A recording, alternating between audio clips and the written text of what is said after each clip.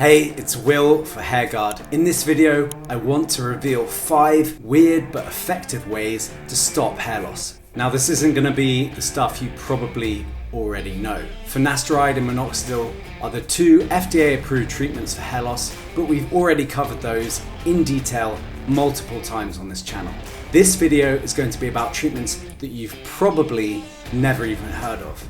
But in my opinion, these can still be effective. If any of these resonate with you, then you can add them to your hair care stack. If you don't like them, throw them out and stick to the conventional treatments. That's fine. Keep in mind, I've chosen some of these points because they're lesser known in the hair loss world. I'm not saying these are the top 5 most effective ways to stop hair loss by any means. And you'll get the best results when you use these in combination with the FDA approved treatments. With that said, let's get into the top 5 weird but effective ways to stop hair loss.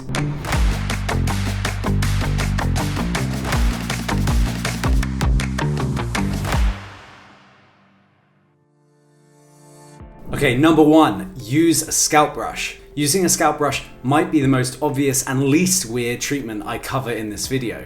With that said, I still don't hear that many people talking about using them. Everyone who uses a topical for hair loss should be using a scalp brush as well. One of the most important factors in determining how effective a topical treatment is how much of it actually penetrates to the root of the hair follicle. If the liquid just sits on the top layer of the scalp, which is called the epidermis, it will have very little, if any, effect on the hair follicle growth itself. This is why I strongly advise brushing the scalp before applying any topical. It's easy, it feels nice, and it unblocks the scalp pores and massages the scalp all in one. We've actually made it incredibly easy to get started because we're giving away these on our website. You just need to cover the cost of shipping. There's absolutely zero reason not to use one daily. It also helps style and untangle the hair if you're into that. I guarantee if you brush your scalp for a few minutes before applying the topical, you will feel a difference when applying the standard minoxidil, which contains alcohol.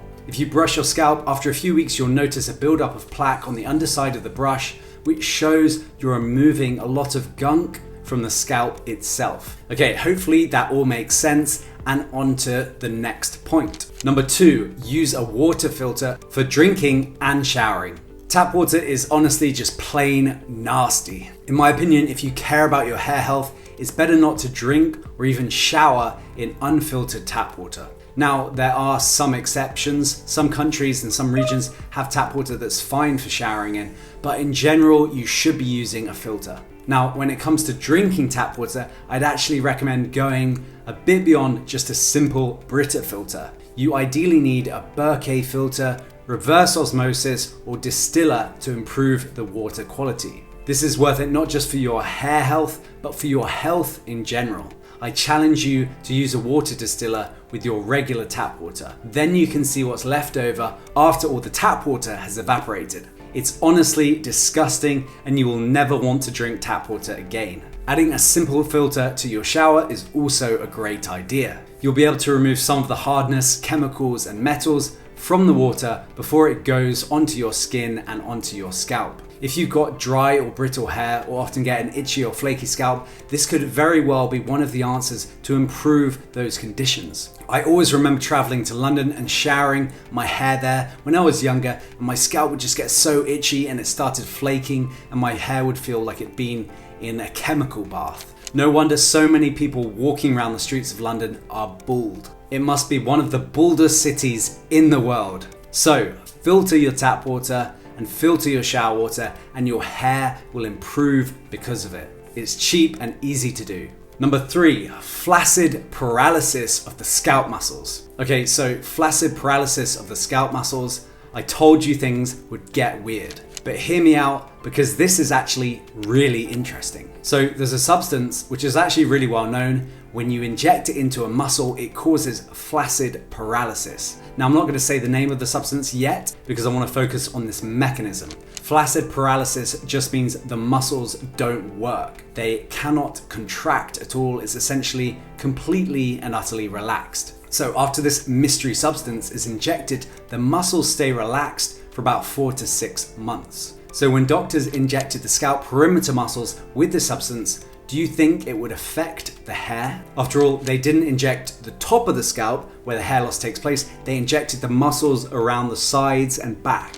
Well, amazingly, after 6 months, the people in this experiment had started regrowing significant amounts of hair. I mean, just look at some of these before and afters. And this was all from injecting the scalp perimeter muscles and causing them to relax. Turns out, with the number of new hairs the patients were regrowing, they discovered one of the most effective hair loss treatments on the planet. There was just one tiny problem. The substance they injected, well, it's insanely expensive. The manufacturer holds basically a monopoly on its production, so unless you've got some serious cash lying around somewhere, it's unlikely you'll be able to afford this treatment, unfortunately. Luckily, however, we can look at the mechanism of how that treatment works so well, reducing muscular tension around the scalp, and apply the same mechanism using another technique, which leads me into my next point. Weird ways to stop hair loss number 4, knuckling the scalp muscles. Okay, so what exactly do I mean by knuckling the scalp muscles? I told you it would get weird, didn't I?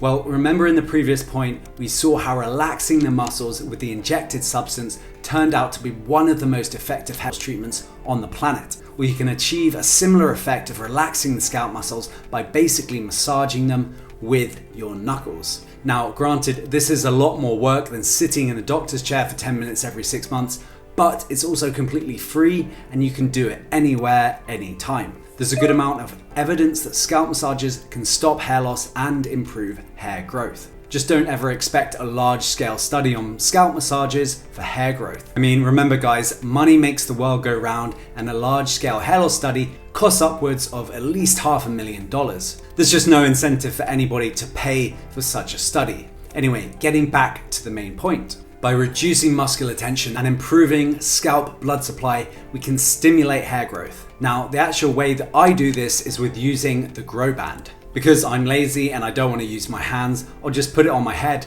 turn it on and let it go to work for 15 minutes each day. But that's just me. I'll take the easier option so I can keep my hands free and get on with some work. By the way, you can learn more about the grow band using the link in the description. So whether it's muscle relaxing injections, knuckling the muscles yourself to relax them, or using the grow band, that mechanism is the same. By reducing the tension on the scalp and improving blood supply to the balding areas, the hair loss can be stopped and even reversed. Alright, so moving on to our 5th and final way, omega-3 and 6 ratios. So I picked one aspect of diet to focus on because I think this is really important for overall health and overall hair health, and that's the ratio of omega-6 and omega-3 in our diets. When this ratio gets out of balance, it causes all sorts of health issues. Lots of us eat plenty of muscle meats like steak, but we rarely get the other parts of the animal into our diet like the collagen. So the best way to correct this is with beef bone broth. I think beef bone broth is one of the best things you can do for your health. So if you're a meat eater, make sure you drink bone broth as well. Otherwise, the amino acid ratios get out of balance and can contribute to inflammation. Alright guys, so that's it for this video. I hope you found that helpful. The way I really recommend watching Alex's 90-day hair growth challenge. I'll put a link to that in the description. Leave a like and subscribe if you're not already. If you have a question you want me to answer, then leave a comment below and I'll see you in the next video.